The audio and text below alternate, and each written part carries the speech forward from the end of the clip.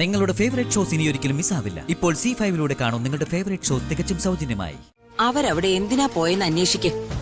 ഞാൻ അവിടെ ചെന്നാൽ എന്നെ കാണില്ലേ അവര്? കൊഴിഞ്ഞ ബുദ്ധി, ഞാൻ നിന്നെ പ്രത്യേകം പഠിപ്പിക്കേണ്ട കാര്യമില്ലല്ലോ. അത് നിന്റെ രക്തത്തിൽ അലിഞ്ഞു ചേർന്നിട്ടുള്ളതല്ലേ. ഇലക്ഷൻ വർക്കുകൾ തുടങ്ങിയതിനു ശേഷം ഞാൻ ഈ മുറി ക്ലീൻ ചെയ്തിരുന്നു. ഇവിടെ ഉണ്ടായിരുന്ന ആവശ്യമില്ലാത്ത കുറച്ച് ഫയലുകളൊക്കെ ശേഖരൻ സാർ എനിക്ക് എടുത്തു തന്നിട്ട് കത്തിച്ചു കളയാൻ പറഞ്ഞു. എന്നിട്ട് ഞാനതെല്ലാം കത്തിച്ചു കളഞ്ഞു.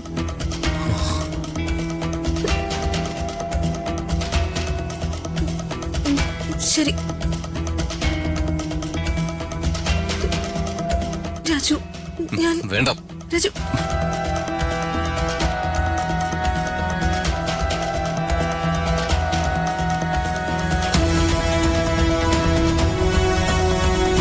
രാജു പിണങ്ങിയെന്നാ തോന്നുന്നേ.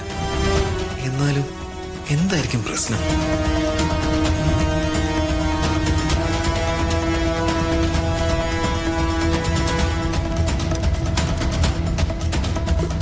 അയ്യോ, കണ്ടില്ല രാജു, ആ റിപ്പോർട്ടും കത്തി തീർന്നെന്നാ തോന്നുന്നു. ഇത്രയും ഇമ്പോർട്ടന്റ് ആയ കാര്യങ്ങളൊക്കെ ഇങ്ങനെയാണോ ഋതിക മാഡം കൈകാര്യം ചെയ്യുന്നത്? കെയർലെസ്സായി ആ റിപ്പോർട്ട് അവിടെ കൊണ്ട് വെച്ചുകൊണ്ടല്ലേ ഇങ്ങനെ സംഭവിച്ചത്? എന്നിങ്ങനെ വഴക്ക് പറയല്ലേ രാജു. പിന്നെ വഴക്ക് പറയാതെ. ആ റിപ്പോർട്ടിന്റെ വാല്യൂ എന്താണെന്ന് വല്ല ബോധം ഉണ്ടായിരുന്നെങ്കിൽ ഋതിക മാഡം ഇങ്ങനെ ചെയ്യുമായിരുന്നോ? രാജു, എനിക്കൊരു അബദ്ധം പറ്റിപ്പോയി. I am sorry. സെർവന്റ് അവിടെ നിന്ന് എടുത്തോണ്ട് വന്ന് കത്തിച്ചു കളയുമെന്ന് ഞാൻ വിചാരിച്ചില്ല. പോയത് പോയി, ഇനി പറഞ്ഞിട്ട് പ്രയോജനമില്ല. ഇനി അടുത്തത് എന്ത് ചെയ്യാന്ന് ഞാനൊന്ന് ആലോചിക്കട്ടെ. എന്നാലും എന്തിനെ കുറിച്ചായിരിക്കും ഇവര് സംസാരിക്കുന്നത്?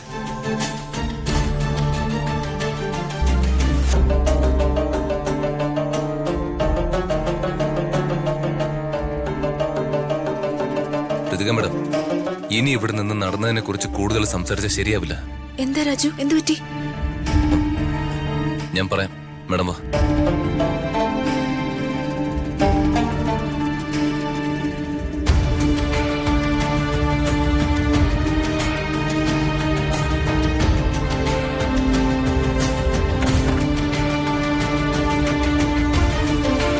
അമ്മയുടെ ഒരു സാരി. എടാ, എന്റെ 15,000 രൂപയുടെ സാരി. അമ്മയ്ക്ക് ഞാനാണോ വലുത് അതോ പട്ടുസാരിയാണോ? എടാ, നീ മനുഷ്യനെ ദേഷ്യം പിടിപ്പിക്കാതെ കാര്യം പറ. അമ്മേ, ആ രാജു ഋതികയും കൂടി ആ മുറിയിൽ നിന്ന് എന്തോ സംസാരിക്കുന്ന ഞാൻ കണ്ടു. എന്ത് കാര്യം? നീ വല്ലതും കേട്ടോ? ആ DNA റിപ്പോർട്ടിനെ കുറിച്ചാണെന്നാ എന്റെ ബലമായ സംശയം. അതിലെന്തോ കൃത്രിമം കാണിച്ചെന്നാ എനിക്ക് തോന്നുന്നേ. ഇതൊക്കെ നിന്റെ സംശയമല്ലേ? അവര് പറയുന്നത് വല്ലതും നീ കേട്ടോ? ഞാനൊന്നും കേട്ടില്ല.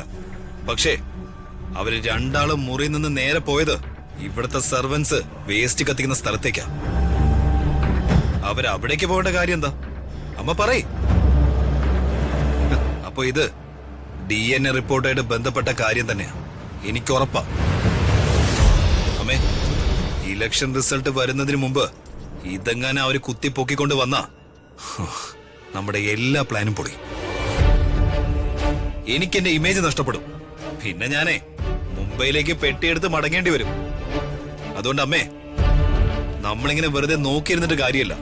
ഉടനെ എന്തെങ്കിലും ചെയ്തേ പറ്റൂ.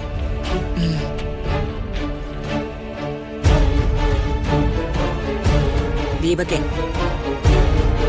നീ അവരെ ഫോളോ ചെയ്യണം. അവരുടെ നീക്കങ്ങൾ ശ്രദ്ധിക്കണം. നമുക്ക് ദോഷം വരുന്നതാണെങ്കിൽ അതുടനെ തടയണം. ശരി അമ്മേ.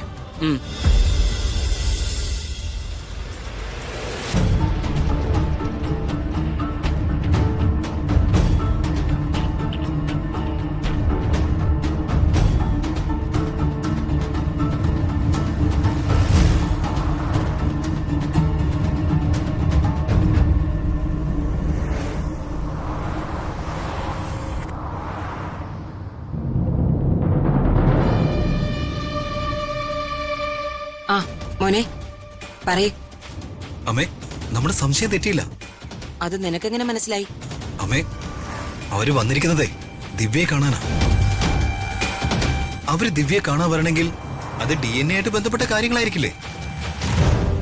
അമ്മേ, ഇനി നമ്മൾ എന്ത് ചെയ്യും? ആദ്യം നീ അവരവിടെ എന്തിനാ പോയെന്ന് അന്വേഷിക്ക്. ഞാൻ അവിടെ ചെന്നാൽ എന്നെ കാണില്ലേ അവര്? കൊഴിഞ്ഞ ബുദ്ധി, ഞാൻ നിന്നെ പ്രത്യേകം പഠിപ്പിക്കേണ്ട കാര്യമില്ലല്ലോ. ഹ, അത് നിന്റെ രക്തത്തിൽ അലിഞ്ഞു ചേർന്നിട്ടുള്ളതല്ലേ, അതെടുത്ത് പ്രയോഗിക്ക്. എന്നിട്ട് എത്രയും പെട്ടെന്ന് എങ്ങനെയെങ്കിലും അവരവിടെ ചെന്നതിന്റെ കാര്യം അന്വേഷിക്ക്. ശരിയമ്മേ.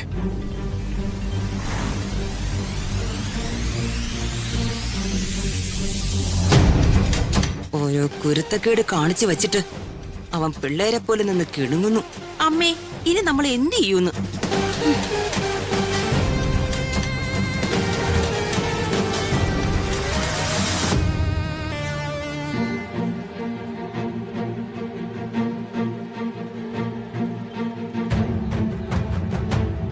ദിവ്യേ, ഐ എം സോറി.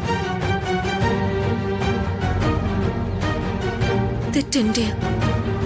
ആ റിപ്പോർട്ട് ഞാനെടുത്ത് മാറ്റിവെക്കാൻ പാടില്ലായിരുന്നു. ഞാൻ കാരണം വലിയൊരു സത്യം പുറത്തു കൊണ്ടുവരാനുള്ള അവസരം നഷ്ടമായത്. അയ്യോ ഋതിക മാഡം, ഇങ്ങനെ സ്വയം കുറ്റപ്പെടുത്തിയെന്നും വേണ്ട. എന്റെ ജീവിതത്തില് അല്ലെങ്കിലും ഇങ്ങനെയൊക്കെ സംഭവിക്കൂ. ഇങ്ങനെയൊക്കെ ഇതുവരെ സംഭവിച്ചിട്ടുള്ളൂ. അതെന്റെ വിധിയാ മാഡം. സമാധാനത്തോടെയും സന്തോഷത്തോടെയും ജീവിക്കാൻ യോഗമില്ലാത്ത ചില മനുഷ്യരുണ്ടല്ലോ ഈ ഭൂമിയില്. ഞാനും അവരുടെ ലിസ്റ്റിലാണെന്നേ. ഋതിക മാഡത്തിന്റെ ഭാഗത്ത് ഒരു തെറ്റുമില്ല. മാഡം അതോർത്ത് വിഷമിക്കുകയും വേണ്ട. ഋതിക മാഡത്തിന് ഞാൻ പറയുന്നത് കേട്ടിട്ടും മനസ്സിനൊരു തൃപ്തിയായില്ലാന്ന് തോന്നുന്നു. ദേ, ഈ വയറ്റിൽ വളരുന്ന കുഞ്ഞിന്റെ അച്ഛൻ എന്നെ വിവാഹം കഴിച്ചോളാം, എന്നെ നന്നായി നോക്കിക്കോളാം എന്നൊക്കെ പറഞ്ഞ് എന്നെ പറ്റിച്ചതിലും വലിയ തെറ്റൊന്നും ഋതിക മാഡം എന്നോട് ചെയ്തിട്ടില്ല. ദീപക്കാണ് എന്റെ കുഞ്ഞിന്റെ അച്ഛനെന്ന് എനിക്ക് ആരുടെ മുന്നിലും തെളിയിക്കാനും ആഗ്രഹമില്ല. ദിവ്യ എന്താ ഇങ്ങനെ പറയുന്നത്? അങ്ങനെ മറച്ചു വെക്കേണ്ട ഒരു കാര്യമാണോ ഇത്? ഞാൻ എത്ര ഉറക്കെ വിളിച്ചു പറഞ്ഞാലും എന്നെ പിന്താങ്ങി ആരൊക്കെ എന്റെ കൂടെ ഉണ്ടെങ്കിലും ഞാൻ പറയുന്നതൊന്നും ആ അമ്മയും മോനും ഒരിക്കലും അംഗീകരിക്കാൻ പോകുന്നില്ല. ഈ കുഞ്ഞ് അവന്റെ എല്ലാം അവൻ വാദിക്കും, അവസാനം ജയിക്കുകയും ചെയ്യും. ഇങ്ങനെ നിരാശയാകല്ലേ ദിവ്യേ. ഇനി ഒരു പിഴവും സംഭവിക്കാതെ ദീപകിനെ കൊണ്ട് നമുക്ക് എല്ലാം സമ്മതിപ്പിക്കാനാകുമെന്ന് എന്റെ മനസ്സ് പറയുന്നു. അത് നടക്കുമെന്ന് എനിക്ക് തോന്നുന്നില്ല മാഡം. ദിവ്യേ, നീ എന്താ ഇങ്ങനെ കോൺഫിഡന്റ് ഇല്ലാതെ സംസാരിക്കുന്ന? ഋതിക മാഡം പറയുന്നൊന്ന് മനസ്സിലാക്ക്. നിന്റെ നല്ലതിനു വേണ്ടിയല്ലേ മാഡം ഈ പറയുന്നത്? ഡൗൺലോഡ് ചെയ്യൂ C5 ആപ്പ്. കാണൂ എല്ലാ എപ്പിസോഡുകളും സൗജന്യമായി.